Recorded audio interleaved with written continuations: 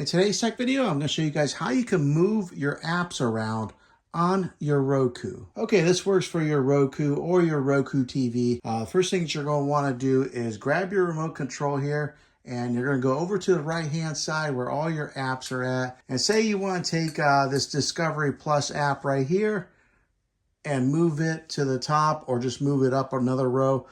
You're going to want to go on your remote control here, and there is a star icon. Mine's right there where my thumb is. And you're going to want to press on that star or that asterisk. And then it'll bring up this option here. It says to move app to the top. So we're going to want to control it manually. So we're just going to click on move app. And as you can see, it's highlighted and it's letting you take it and move it wherever you want. And then once you find the spot that you want it, so let's say I want to put it right there, you're just going to click on the OK. And they'll say, please wait. And then right there it is. Now you can move back around to your different apps, but it moved it to wherever you wanted it to. So that's the easy way to move apps on your Roku.